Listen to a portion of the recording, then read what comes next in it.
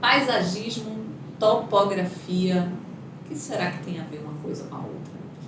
Eu sou Mila Peixoto, a gente está no podcast da Casa 500 e hoje eu converso com Marcos Malamuti, que é arquiteto, paisagista e uma visão assim incrível. E eu tô doida para saber como é que ele vai se desenrolar nesse tema aqui, gente.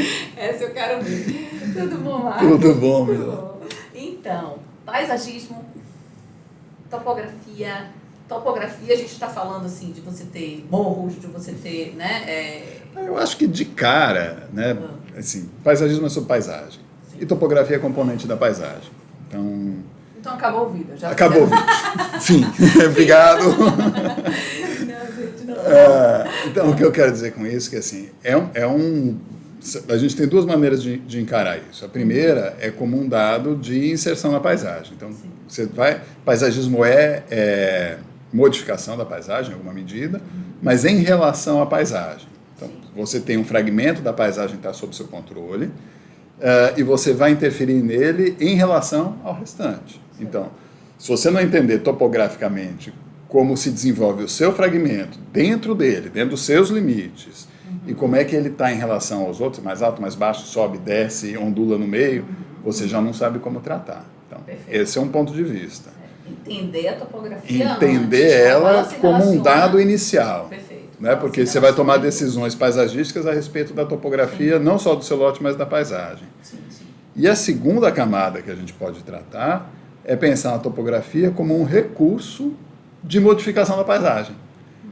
Porque ela é um elemento constituinte importante da paisagem. Né? Então, se você modifica a topografia, você também modifica a percepção da paisagem e a relação dessa percepção. Então, é um elemento que você pode usar. Né? É menos comum, mas menos comum não porque é ruim, porque é pior, porque só porque não é tão usual, mas você pode usar a seu favor. Perfeito. Então, e aí a gente pensa, você está falando no paisagismo, que foi exatamente o que eu perguntei, né? Mas se a gente pensar na implantação das edificações, mais ainda, mesma a gente vai coisa. Mais longe do que isso.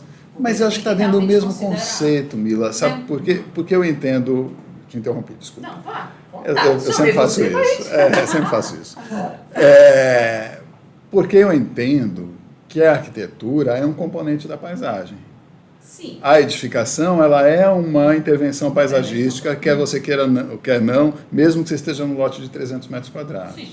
Então, quando eu digo que a topografia é um pressuposto, é um dado inicial para tomar a decisão sobre o paisagismo, é a mesma coisa sobre a arquitetura. Você tem um dado de realidade ali e você precisa lidar com ele. Né? Simplesmente aterrar ou cortar e fazer um arrimo de 8 metros lá no final, não parece uma decisão que você está correlacionando uma coisa com a outra. Você está tentando fingir que o seu lote não é aquele. Só que ele é. E aí, assim, você tocou num ponto, eu diria que até delicado. Mas o que eu mais vejo é justamente projetos que simplesmente ignoram completamente qualquer elemento. Mas eu acho que é uma maneira de conceber, né? E não estou defendendo. Tá. Eu digo que é uma maneira de conceber porque é a maneira com que as pessoas estão treinadas a pensar. Então, a pessoa recebe, porque isso vai se refletir em outras coisas. Ela pega o lote para fazer o projeto de edificação, né, que é o que você está falando, e ela não enxerga a edificação como um componente da paisagem, e ela não entende a edificação no contexto da paisagem. E vai fazer o desenho no SketchUp, no ArchiCAD, no Revit, inclusive ela vai colocar aquilo como se não existisse nada ao redor. Né? É uma coisa solta. E aí a forma do terreno é a forma que fica bom para aquele objeto que eu inventei. Então, eu não estou inventando um objeto para aquele lugar, mas eu estou inventando um objeto num universo vazio que depois eu boto como e depois eu conformo o terreno para o meu objeto caber. É o contrário do que você está dizendo. E também é o contrário do que eu acho que seria melhor. Assim, porque arquiteto, projetista, já se acham Deus, né? Ainda mais agora, falando, pensando desse jeito. No vazio, assim, né? Você cria edificação e depois você cria o ambiente em volta para satisfazer o que você criou. Só que você não cria o ambiente em volta, você está fingindo que aquilo não existe. Né? Porque você não tem domínio sobre a paisagem como um todo. você está submetido a ela. Né? Então, assim, a arquitetura transforma a paisagem, mas ela é transformada pela paisagem. Sim, claro. Então, se você pegar o seu edifício, dependendo de casa, galpão, não importa, né? A edificação que você está fazendo, dependendo do que tem lá do lado, ela vai parecer grande, vai parecer pequena, vai parecer imponente, vai parecer retraída, vai ser convidativa, não vai ser... Não por uma coisa intrínseca a ela, mas relacional à paisagem. Sim, sim. E se você não lê a paisagem, você não entende como implantar a sua edificação para obter o efeito que você deseja. Né? E sabe um momento em que isso aparece, que eu já peguei isso muitas vezes no render. Né? Aí você vai lá, a pessoa chega o cliente todo feliz, né, para fazer o projeto de paisagismo, que é o meu caso, né? E aí tem um render da sala de estar, com pé direito duplo, porque está na moda, com uma parede de vidro de 6 metros, a lateral inteira antes fosse, se fosse poente estava bom, porque não é, porque essa parede de vidro de 6 metros, ela dá para a casa do vizinho, que está a 3 metros, que você tem 1,5 metro de terreno, mais 1,5 metro dele, e aí você tem um paredão cego com área de serviço e a roupa pendurada dentro da sua sala. E do outro lado do terreno, na outra divisa do terreno, isso é caso real, viu? Você tinha um afastamento maior porque tinha uma faixa de servidão do condomínio. Ou Entende? seja, é ignorar completamente. É desenhar sem enxergar onde está. Então, o objeto em si, ok, é bonito. Okay. Né? A imagem é linda, mas ela é falsa. Porque aquilo não pode existir, porque a paisagem não é aquela. Porque o lugar exato onde você está implantando, ele tem características que deveriam interferir na sua decisão inicial de projeto. Lógico. E aí, no final das contas, você cai em quê? Voltando, assim, aproveitando esse exemplo seu, a gente cai em edificações altamente desagradáveis, que não criam a sensação que a imagem do 3D prometeu. Sim. Certo? A fachada, sim. A fachada, mas porque fica bidimensional. O cara vive dentro da casa. Não, e a fachada não existe, porque você precisa atravessar a rua e ficar bem na frente, não é um ângulo que ninguém vê. Exatamente. E aí você vai estar dentro de uma sala onde você vai ter que fechar de cima a baixo, cortina aí, motorizada, porque tem 6 metros de altura. E daí por diante. Enfim, que loucura. Realmente, não, isso é comum, porque é uma maneira de ver. Comum. Né? É mudar a visão do paisagismo como uma contemplação daquele lote em relação a todo o resto. E da arquitetura, né? A arquitetura é consequência do contexto. E aí, lembrei de outra coisa que é interessante, e é uma demanda que eu recebo sempre, assim, de perguntas. Porque eu preciso ser mais criativo, eu quero ser criativo, eu queria fazer uma coisa diferente. E aí, a minha resposta é assim, o projeto bom sempre é diferente. Porque o lugar sempre é diferente. E porque a pessoa para quem você faz sempre é diferente. Então, se você olhar o lugar e olhar a pessoa, não há como fazer um projeto não criativo. Sim. Né? Agora, quando você está trabalhando num vazio abstrato, que não tem input sobre o lugar, é muito difícil ser criativo. Claro. Porque você precisa começar a inventar extravagância. Aí você precisa fazer bizarrice, você precisa, né, começar a tentar chamar atenção, porque você está procurando uma criatividade onde não tem. Né? E o input criativo, você abriu mão dele. Que é justamente você pegar esse briefing inicial. E o contexto, aquele lugar. Contexto, lugar, usuário daquilo, desejos, vontades, cultura, Sim. Tudo isso colocado dentro. Sim, eu estou puxando para o lugar porque você falou de topografia, para fugir menos. Mas, sim, contexto, cultura, vontade, história da pessoa, tudo isso é um conjunto de informação. Sim. E o outro conjunto é onde é esse lugar, o que tem em volta, o que você vê a partir dele, de onde você vê esse lugar, por onde você chega. Então, às vezes, o condomínio, às vezes, a portaria de um lado, então você chega sempre pelo mesmo lado. Então, como é que você vê a casa a partir desse eixo visual e não daquele? A fachada não significa nada, porque você está vendo a casa de lado, não está vendo ela de frente, e está vendo de lado a partir deste lado e não a partir daquele lado. Então, se você botar a garagem para cá ou para lá, muda, porque você vai ver ela primeiro ou depois. Porque da onde você está chegando. Claro, né? claro, se a topografia se é alto, se é baixo, se você vai ver isso em primeiro plano, se você vai esconder. Né? Inclusive, você pode alterar toda a privacidade ou não da casa. A topografia. Com essas implantações. Não, e tem sutilezas, né? Tem vou até revelar segredo de um exercício que eu dou em aula, que os meninos ficam se batendo e eu vou contar a solução dele. Né? Que é um projeto que a gente faz, que eu uso como exercício, é um caso real, né, e eu uso como exercício. E é uma casa que é em L, numa esquina, é como se fosse um Y, assim, a casa está assim e a rua sai na frente. Certo. Então você tem uma rua que chega de frente para o L da casa, a piscina está na frente. Sim. E os donos da casa nunca usaram a piscina, né, quando chega lá, porque está no meio da rua, e tem vizinho daqui, e a mulher não conseguiu usar a piscina dela, né? E aí fica uma coisa de como resolver a privacidade, mas também como não tirar a amplitude. Porque você está num L com um eixo visual que você vê 1 quilômetro para frente. Então, se você fizer uma muralha, o terreno dele que parece imenso, porque ainda tem uma pracinha na frente, fica parecendo, ele descobre que é pequeno, você não quer contar isso para o cara. Né? Você não quer que ele descubra. E aí o povo fica se batendo, como é que eu dou privacidade sem tirar a amplitude, não sei o quê. E esse terreno, ele está 1,20 m acima da rua. Mais 60 centímetros na topografia ou com vegetação, zerou a vista da rua para dentro do terreno e está completamente livre a vista para fora. Perfeito. Então, é uma solução de topografia que consegue colocar você numa posição de domínio da paisagem e, ao mesmo tempo, impede a vista da pessoa que está andando na calçada. Isso a gente pensa muito quando a gente faz projeto de casa, sabia? A gente pensa muito, porque eu acho que esse é um dos itens mais... negligenciados nos projetos. É isso, porque isso é no começo, porque assim, essa casa, me parece que foi um acidente, mas é a grande sorte, porque é a cota de implantação da casa.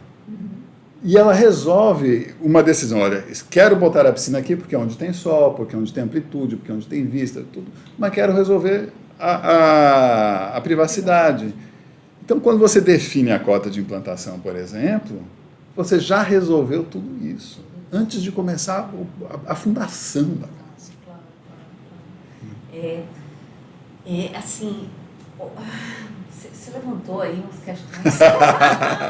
Eu vim te provocando com um tema e você levantou outras questões aí gigantes, cara, que é justamente esse estudo de implantação. Ele precisa ser mais cuidadoso, ele precisa ser mais personalizado. Isso é paisagismo. Isso é paisagismo. Né? Gente, quem não sabe a diferença entre paisagismo e jardinagem, vai nesse vídeo. Eu vou botar aqui para vocês o vídeo de diferença de paisagismo para jardinagem, tá?